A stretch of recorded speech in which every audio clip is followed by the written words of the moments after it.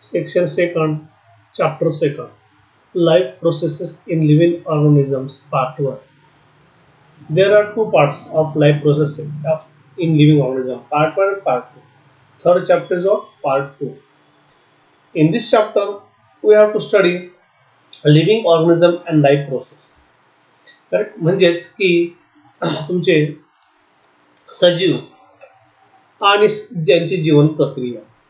चॅप्टरचं नाव बघा मराठीत काय आहे की सजीवाती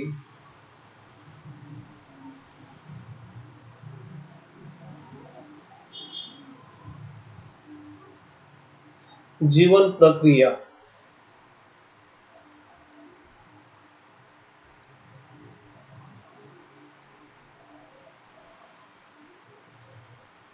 भाग 1. लिव्हिंग ऑर्गॅनिझम म्हणजे काय, सजीव आणि त्याची लाईफ प्रोसेस म्हणजे प्रक्रिया. Living organism and energy production म्हणजे सजीव त्यांची ऊर्जा निर्मिती कशी होते. एनर्जी म्हणजेच काय झाल्या ठिकाणी ऊर्जा. शरीरामध्ये ऊर्जा कशी मिळते, ऊर्जा होण्यासाठी काय करावं लागतं, प्रोटीन्स, विटॅमिन्स, कार्बोहायड्रेट्स यांची आपल्याला गरज भासते. सम न्यूट्रिएंट्स अँड एनर्जी इफिशियन्सी, त्यातले काही तुमचे अन्न घटक आहेत आणि काही ते त्यातून मिळणारी ऊर्जा आहे. सेल डिव्हिजन, नक्की याच्यामध्ये पेशीविभाजन कसं होतं या लाईफ जीवन प्रक्रियेमध्ये, हा सगळा जर विचार केला तर you have to study all this things in this chapter. Correct. Cornerical, this is going on your 9th standard, so that's why you can answer this 7 question. We will start living organism and life process. Before that, we have to study what is meant by nutrition. आपल्या शरीराला nutrition म्हणजे पोषण लागतं कसं, ते प्रत्येक बॉडीमध्ये different काय आहे, बांधणीमध्ये कसं आहे, बॉडी बिल्डिंग मध्ये कसं आहे. So all this things we have to study first. पहिले आपण काय करूया ते या ठिकाणी फ्लो चार्टने शिकून घेऊया. राईट. सगळ्यात महत्वाचं आपल्याला काय लागतं पोषणासाठी, म्हणजेच न्यूट्रिशन लागतं. What? Nutrition.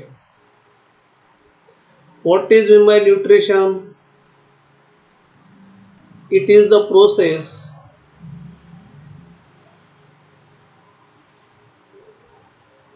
using nutrients in the body.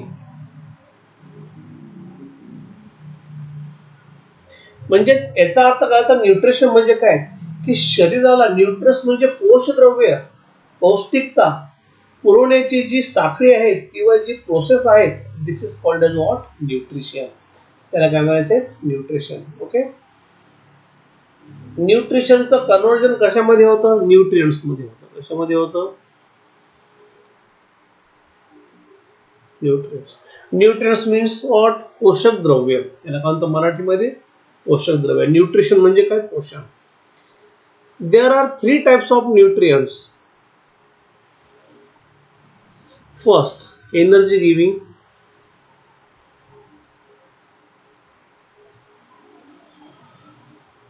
nutrients.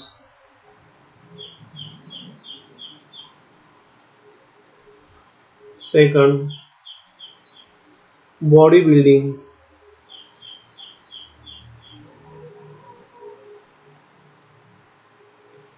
Nutrients. And third is what? Protective and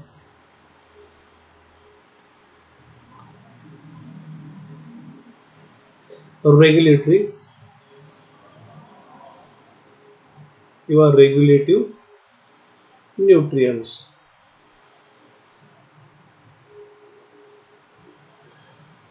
Okay. These are 3 types of nutrients. First is what? Energy giving nutrients. म्हणजे ऊर्जा देणारे, ज्याच्यापासून आपल्याला ऊर्जा मिळते त्याला म्हणतात energy giving nutrients. Second is what? Body building nutrients. Body building म्हणजे काय? शरीराची बांधणी कशी होते त्याच्याकरता कुठले तुम्हाला त्याला body building nutrients. And third is what? Protective and regulative nutrients. Protective म्हणजेच काय तुमचे की संरक्षण आणि नियमित लागणारे पोषण द्रव्य, त्याला म्हणतात प्रोटेक्टिव्ह अँड रेग्युलेटिव्ह न्यूट्रिएंट्स. आता एनर्जी जी आहे शरीराला, एनर्जी कशापासून मिळते? कार्बोहायड्रेट्स पासून. कशापासून? कार्बोहायड्रेट्स. मराठीत म्हणतात कर्बोदके. ह्या कर्बोदके पासून carbohydrates, from carbohydrates we can give the energy for our body. आपल्या शरीराला काय मिळते? ऊर्जा मिळते. करेक्ट. बॉडी बिल्डिंग न्यूट्रिएंट्स मध्ये काय तुमचे येतात? प्रोटीन्स.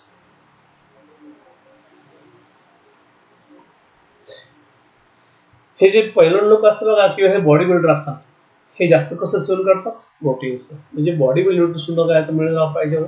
प्रोटीन्स पाहिजे. And third is what? Protective and regulative. Protective मध्ये तुम्हाला विटॅमिन आणि मिनरल्स हे तुम्हाला कायमस्वरूपी लागत असतात. म्हणजे जीवनसत्व संरक्षण करण्यासाठी जीवनसत्व आणि खनिजे. Means what? Vitamins and minerals. Okay. हा तुमचा फ्लो चार्ट झाला. हा आपण का समजून घेतोय की आता ह्या चॅप्टर मध्ये आपल्याला नक्की शिकायचं आहे की आपल्या शरीराला ऊर्जा कशी पाहिजे, कशी मिळते. सेल्युजन मध्ये काय होतं? सेल्युजनचे two types, meiosis and mitosis.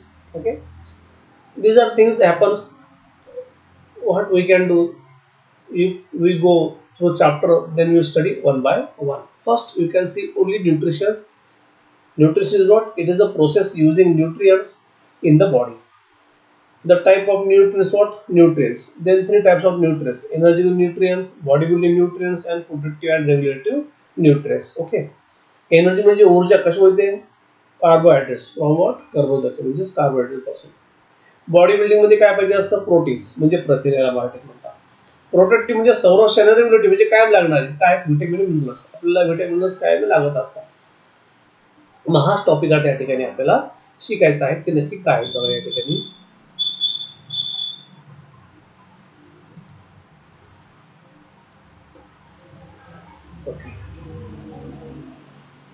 Living organism and life process.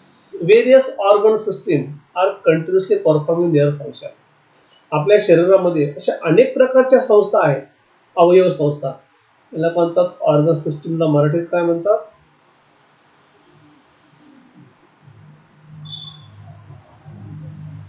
अवयव.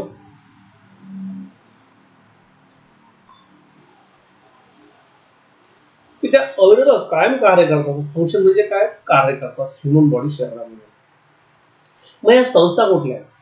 पहिले बघा, along with various systems like digestive. Digestive म्हणजे तुमची पचन संस्था. रेस्पिरेटरी म्हणजे काय? श्वसन संस्था. सर्क्युलेटरी म्हणजे रक्ताभिसरण संस्था. एक्सक्रेटरी म्हणजे उत्सर्जन संस्था. And control system. कंट्रोल सिस्टीमला काय म्हणतो आपण या ठिकाणी? की नियंत्रण संस्था आहेत. कुठली आहेत? नियंत्रण संस्था. Then let us to one by one.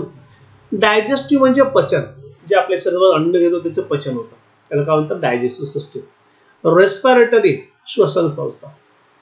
आतमध्ये ऑक्सिजन घेणे, बाहेर कार्बन डायऑक्साइड सोडणे. This is function of respiratory. Circulatory. Circulatory मध्ये काय? की blood which is oxidated to give the all the organ system of the body and given out the carbon dioxide from the body. याचा अर्थ circulatory मध्ये काय असतं की आपल्या प्रत्येक शरीराला अवेलेबल रक्त पुरवणे. रक्त पुरवल्यानंतर त्या रक्तामधलं ऑक्सिजन रक्तामधून ऑर्गन्सला देणे आणि त्यातला कार्बन डायऑक्साइड परत पुढे बाहेर टाकणे. This is called as your circulatory system. Excretory म्हणजे उत्सर्जन. नको असलेले घटक, स्वेट, घाम बाहेर टाकला जातो. Urine, blood and waste is include what? Excretory system. Second thing is what? Control system. Nervous system. Our brain control our all the parts of human body. म्हणजेच आपल्या शरीर ह्या मेंदूचं नियंत्रण आहे. चालणं, बसणं, बोलणं, उठणं, काही घेण्यासाठी वाकणं, किती वाकायचं ते पण बघतं, किती चालायचं, कसं चालायचं, हळू की जोरात. This all things in what? Control system. Then different external and internal organs perform their function independently but through a complete coordination. याचा अर्थ काय? की बाह्य घटक आणि आतील घटक हे त्यांचं फंक्शन कसं आहे? इंडिपेंडेंटली आपलं आपलं कार्य कसं करतात ते स्वतंत्रपणे करत असतात. Through complete coordination. Through complete coordination म्हणजे आता तुम्हाला सांगतो मी, समजून घ्या. तुम्ही श्वास आत घेतात आहे.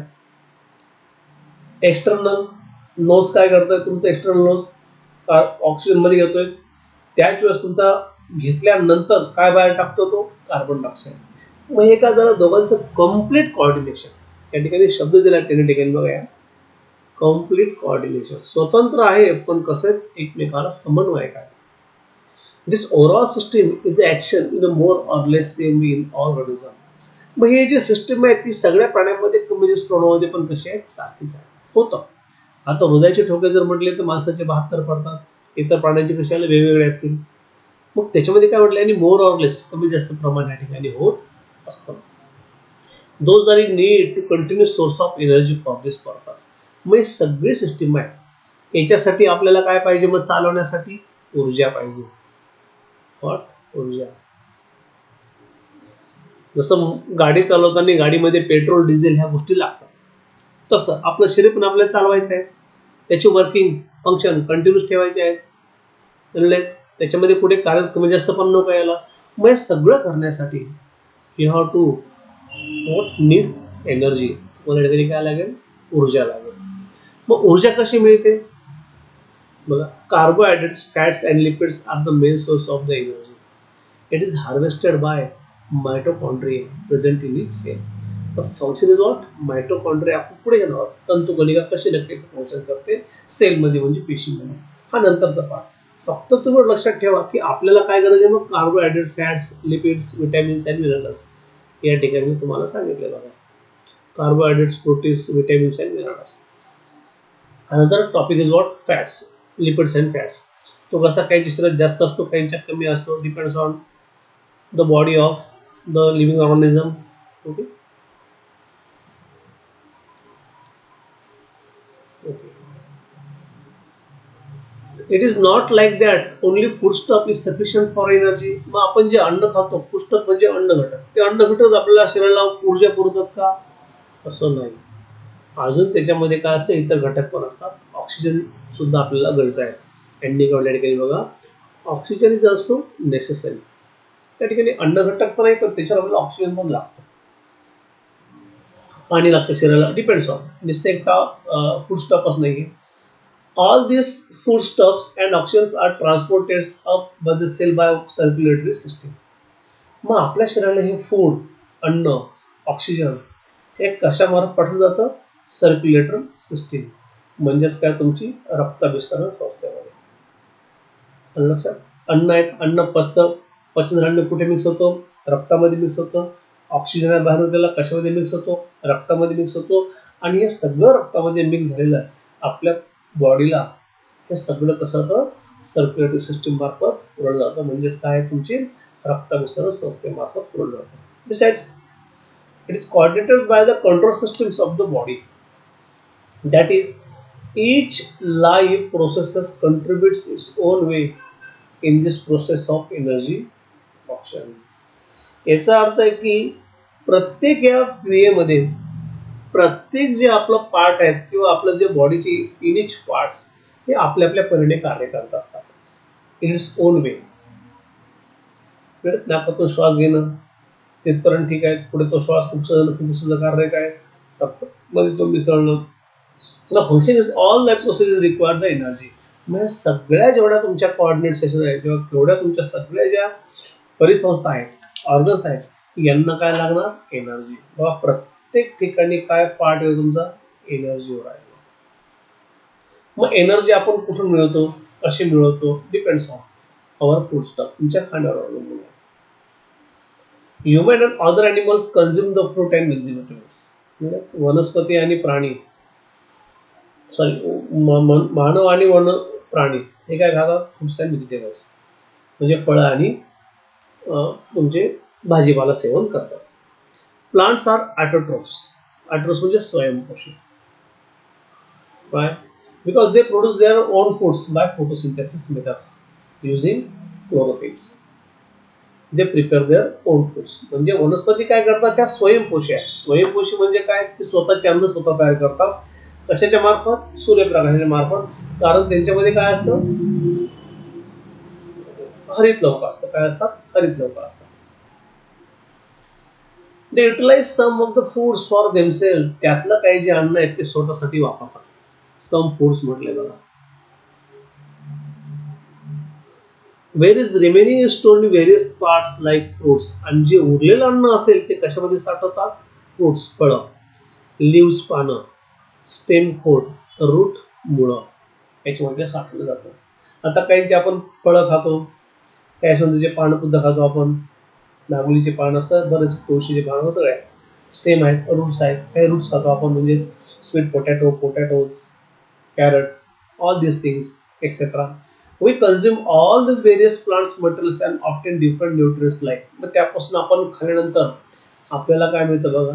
Carbohydrates, fats, proteins, vitamins, minerals, etcetera. या ठिकाणी दिलेलं आहे तुम्हाला.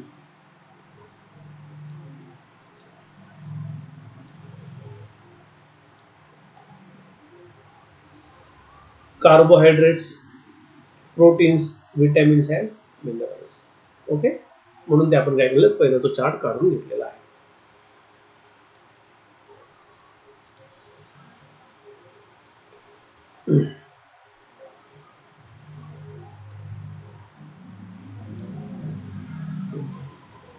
We obtain the carbohydrates from milk. मग ते कार्बोहायड्रेट्स कसे मिळतात आपल्याला?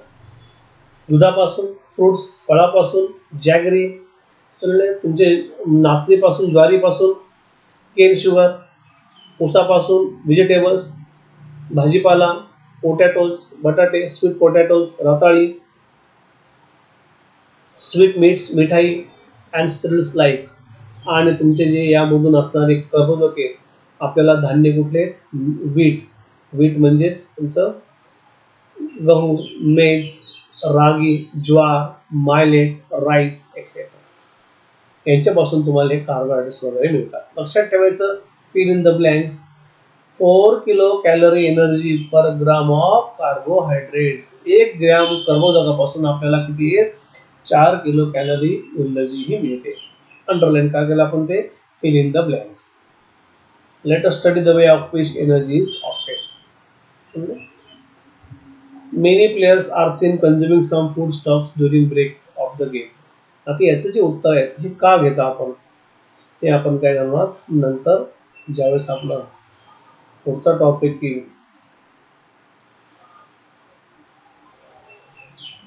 त्यावेळेस तुम्हाला सांगा की फूड स्टफ हे का घेतात. म्हणजे आता फक्त लक्षात एवढंच ठेवायचं आहे की प्लेयर किंवा आपण पळताना थोड्या वेळ थांबतो, थोडी रेस्ट घेतो, मग पळतो. तसेच प्लेयर आहेत, थोडे थांबतात, थोडे एनर्जी येतात, परत खेळायला लागतात. का?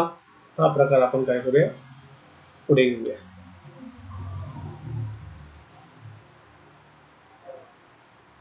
Next topic is what? Living organism and energy production. म्हणजे सजीव आणि त्यांची ऊर्जा निर्मिती कशी होते. In a living organism, respiration occurs at two levels of the body, as body and cellular. Body आणि सेल्युलर दोन स्तर होते. एक म्हणजे कुठला? शरीर स्तर. हा तुमचा कुठला आहे? शरीर स्तर. आणि हा कुठला आहे? पेशी स्तर. दोन स्तर, एक शरीर स्तर, एक पेशी स्तरावर. म्हणजे ते आपण पुढे घेणं कसं आहे ते. Oxygen and carbon dioxide are exchanged between body and surrounding in case of respiration occurs at the body level. बघा, बॉडी लेवलला काय होतं की त्याच्यामध्ये फक्त ऑक्सिजन मध्ये घेतला जातो, कार्बन डायऑक्साईड बाहेर टाकला जातो. In case of respiration at cellular level, food stuff are oxidise either without help of oxygen. आणि जे तुमचे सेल्युलर लेवलला असेल, त्या सेल्युलर लेवलला फक्त काय तुमचे की अन्न पदार्थांचे शोषण ऑक्सिजन मदतीने अथवा त्यावर ऑक्सिडीकरण केले जाते. मग आता हे नक्की होतं कसं, आपण या ठिकाणी बघूया. हे पहिले फिगरचे आपण काय करूया, नाव लिहून घेऊया. या जर ठिकाणी पाहिलं कोणी नोज म्हणा किंवा नॉस्ट्रल म्हटलं तरी पण चालेल, नाकपुड्या किंवा नोज म्हटलं तरी पण चालेल. नोज ह्या ठिकाणी काय तुमची मुखाची कॅव्हिटी आहेत, भाग आहेत, म्हणजे याला काय म्हणतात? Oral cavity. हे तुमचं काय? फायरॅंक्स.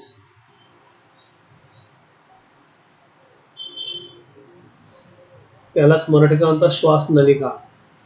नंतर ह्या ठिकाणी तुमचं हे आहे सॉरी, हे स्वर यंत्र आहे. आणि ब्रॉन्कस म्हणजेच काय, श्वास नलिका आहे, श्वासपटल आहे. डायफार्म म्हणजे काय, श्वासपटल.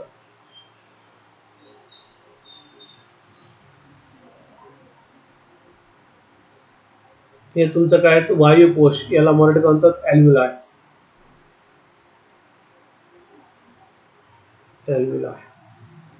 हे तुमचं काय alveoli. त्याच्यानंतर दिस इज कॉल्ड एज व्हॉट, लॅरेंक्स.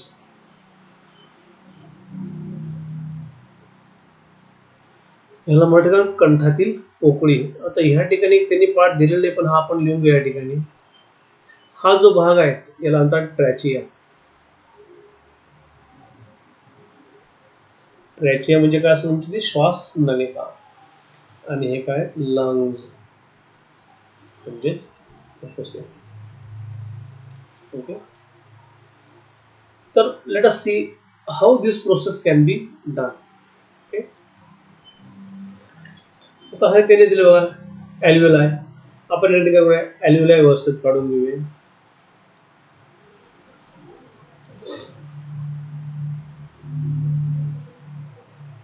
हे खूप अतिशय पातळ तीन असं लक्षात ठेवायचं. हे काय तुमचे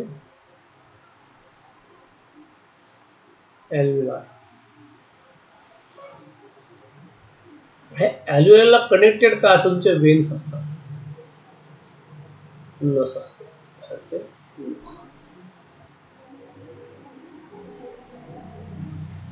एवढी मोठी रच पण समजून घ्या. आता फुफ्फुस, lungs. What is the function of lungs?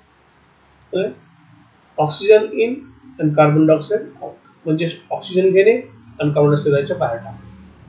आता समजा मी ह्या पाठ करणं तुमचा CO2 येतोय.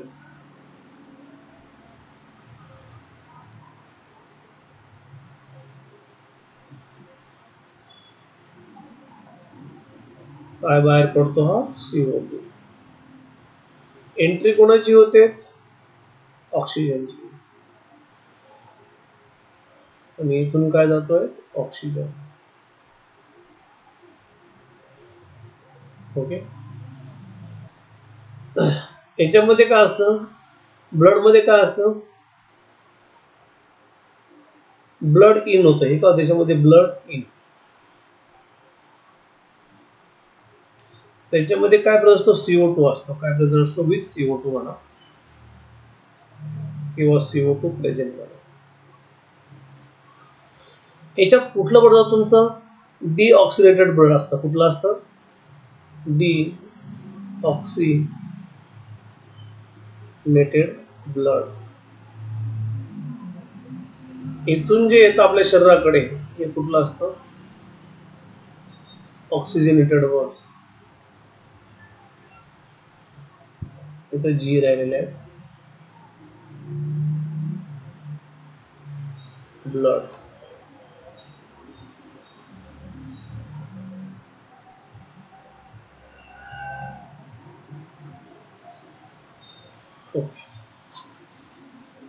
हे फंक्शन झालं. हे अल्व्हिओली झाले. अल्व्हिओल ऑक्सिजन शरीराला पुरला जातो आणि इकडून बाहेर टाकला जातो. फंक्शन व्यवस्थित समजून घ्या. पहिल्याचं कुठलं, तुमचं बॉडी लेवलचं. हे कुठलं आहे, बॉडी लेवलचं. नंतर आपण काय करू, हळू आणि सेल्युलर लेवलला जाऊया. आता जर तुम्ही पाहिलं फंक्शन, समजा हार्ट जर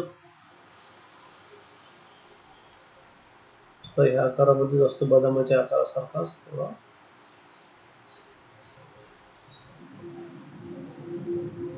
त्याला 4 चेंबर असतात. हे काय झालं तुमचं हार्ट. एक लक्षात घ्यायचं, तुमचं ऑक्सिजनेटेड ब्लड असतं O2, हे कुठे जातं, ह्या पार्ट मध्ये जातं. आणि इथून काय करतं, each and every part of body,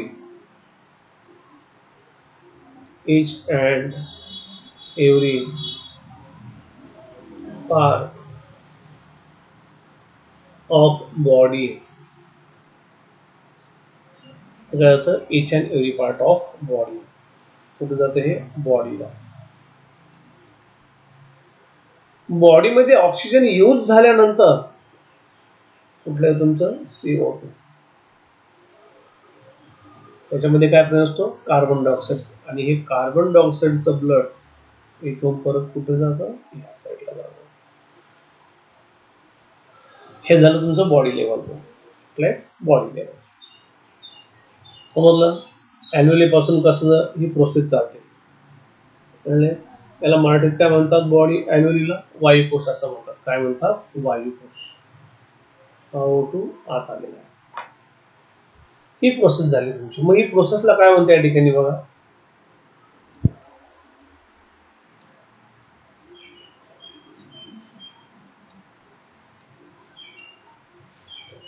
oxygen and carbon dioxide are exchanged between the body and surrounding in case of respiration occurring what body level. हे तुमचं कुठलं झालंय, बॉडी लेवलचं. त्यांनी काय म्हटलंय की ऑक्सिजन आणि कार्बन डायऑक्साईड आर एक्सचेंज. ही जर तुम्ही फिगर पाहिली,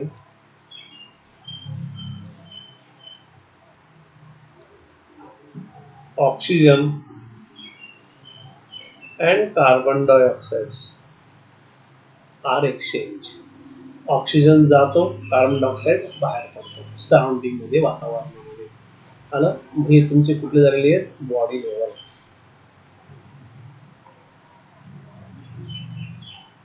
कुठे झालेली बॉडी लेवल. ओके, समजलं. बॉडी लेवल मध्ये काय असतं, level. Foodstuffs are oxidise either with or without help of oxygen. आणि नंतर जे पेशीवरचे आहेत, सेल्युलरचे आहेत, ते आपण काय करणार आहोत, कशी होते थोड्या पुढच्या नेक्स्ट टॉपिक मध्ये व्यवस्थित दिले, त्यातून तुम्हाला ती पूर्ण समजून सांगेल. इथपर्यंत समजलं असेल तर आपण काय करूया, पुढचे 2 टॉपिक घेऊया.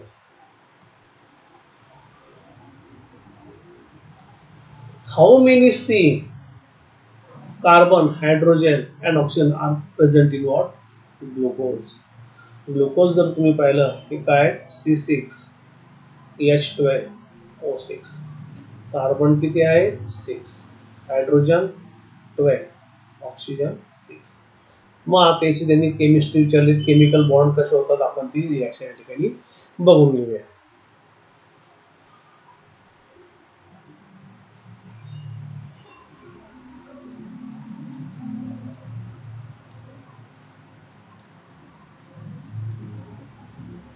पहिले विचारायचं आहे की मी सांगायचं तुम्हाला की what is a difference between breathing and inspiration.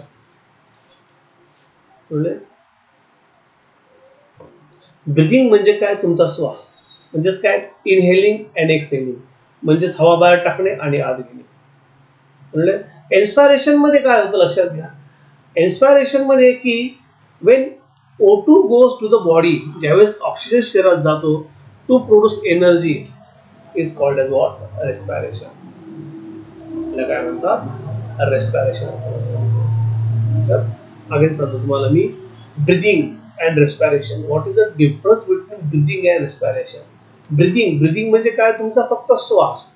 श्वास काय घेणे, हा आत घेणं आणि बाहेर सोडणं. इनहेलिंग म्हणजे आत घेणं, एक्सेल म्हणजे बाहेर सोडणं.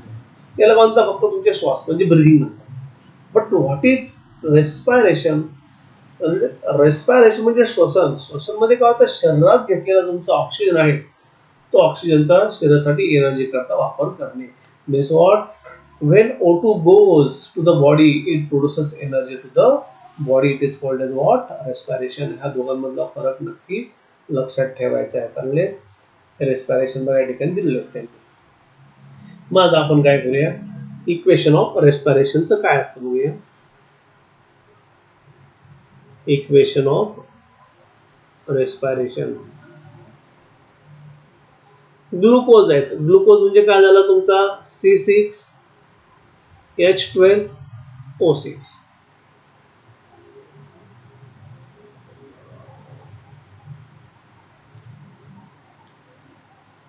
This is what, glucose. Glucose मध्ये बघा काय मिक्स होतं, काय ऑक्सिजन बाहेरून आलेला. मग काय झाला तुमचा ऑक्सिजन. प्रोसेस तुमची कुठली होती, ऑक्सिडेशन.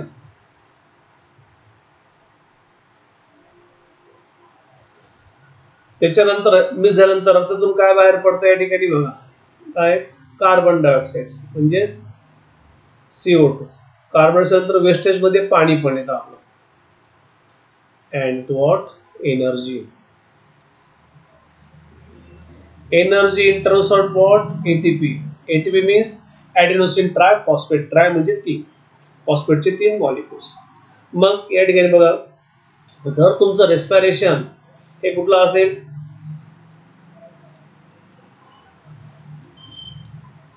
एरोबिक असेल, 2 प्रकारे, एरोबिक अँड अनएरोबिक.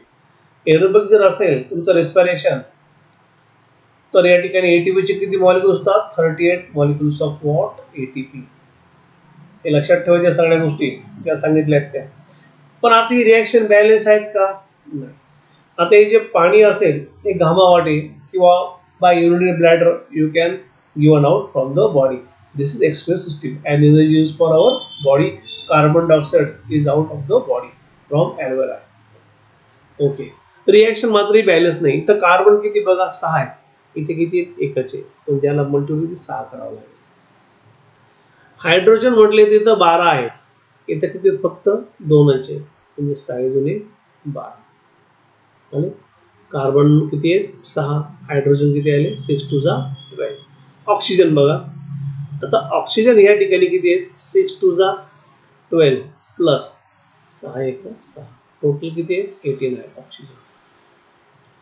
इथं किती आहेत, फक्त तुमचे 6 आहेत आणि 2 8च आहेत. मग याला जर तुम्ही 6 ने मल्टिप्लाय केला, 6 दुने 12, 12 6 18, याला तुमचे 18 कार्बन ऑक्सिजन. झाली रिॲक्शन बॅलन्स. ओके, नेक्स्ट काय म्हणतो त्याच्यामध्ये, carbohydrates food that we consume every day are mainly utilized for production of energy required for daily need. Carbohydrates आपल्याला दररोज घ्यावे लागतात, कारण त्यांनी आपल्याला एनर्जी पाहिजे असते, म्हणजे ऊर्जा. This energy is obtained in the form of ATP. हे कशाच्या फॉर्म मध्ये आहे, ATPच्या फॉर्म मध्ये आहे. या ठिकाणी बघा, energy in the form of what ATP.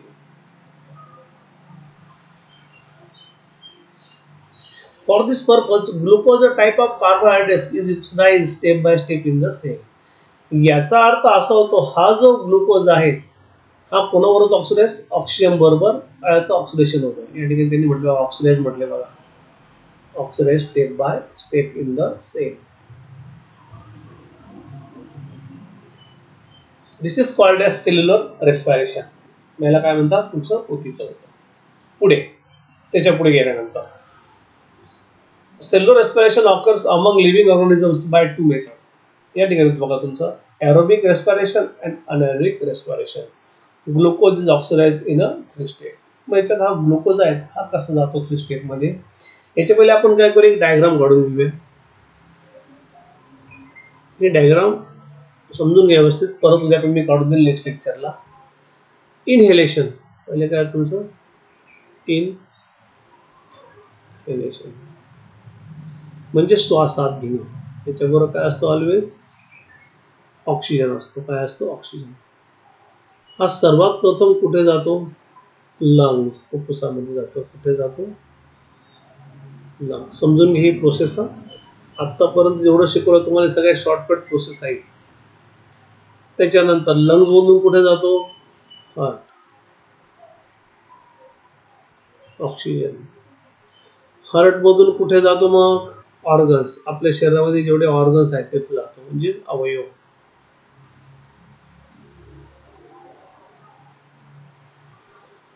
Oxygen. Organs मधून कुठे जातो नंतर, तो टिश्यू. टिश्यू म्हणजेच काय, ऊती. याला मराठीत काय म्हणतात, ऊती म्हणतात. या टिश्यू मधून कुठे जातो, मग सेल मध्ये जातो. बघा,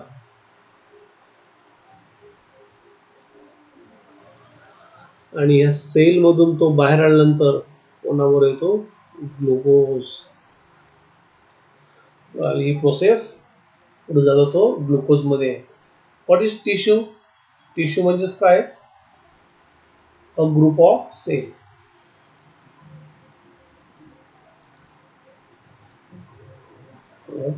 लंग्स, फुफ्फुसामध्ये, फुफ्फुसातून तो ॲल्व्हेओलाय हार्टमधून ऑक्सिडेटेड ऑर्गन्स अवयवाकडनं उती पेशी. तर मग या ठिकाणी बघा पेशीतून मग तुमचा ऑक्सिजन काय होतो, ग्लुकोलाइज होतो. मग ही जी प्रोसेस आहे बघा, ग्लायकोसिस, इथून हे प्रोसेस सुरू होते. कुठली प्रोसेस? ग्लायकोसिस प्रोसेस.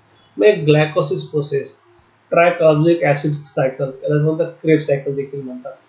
याच्याकरता एक तुम्हाला डायग्राम काढून दिली मध्ये पायरुविक ऍसिड मध्ये काय होतं नक्की, म्हणजे ह्या ज्या स्टेप्स आहेत तुमच्या 3 स्टेप्स, या तुम्हाला एका फिगर मध्येच कळून जातील. मात्र तो टॉपिक जो 25 ते 50 मिनिटाचा आहे. आपण काय करणार आहोत, नेक्स्ट लेक्चरला घेणार आहोत. नेक्स्ट लेक्चरला सुरुवात करताना मी तुमची उद्या परत ही रिॲक्शन इक्वेशन हे आणि ही डायग्राम हे काढून मग तुम्हाला पुढे मी शिकवायला सुरुवात करेन. आजच्या पुरताच एवढंच आहे. फक्त समजून घ्या ना की हे प्रोसेस कसं आहे. मी साईडला तुम्हाला जे फिगर्स काढून दिले त्या फार महत्त्वाच्या आहेत. त्यामुळे तुम्हाला पूर्ण चॅप्टर समजण्यासाठी काय असेल, फायदेशीर असेल. आणि लक्षात, आणि कोणाला जर काही अडचण आली असेल तर यू कॅन कॉल मी, तुम्हाला फोन देखील करू शकता. ओके, आजच्या दिवस आपण इथेच थांबूया. Okay, bye.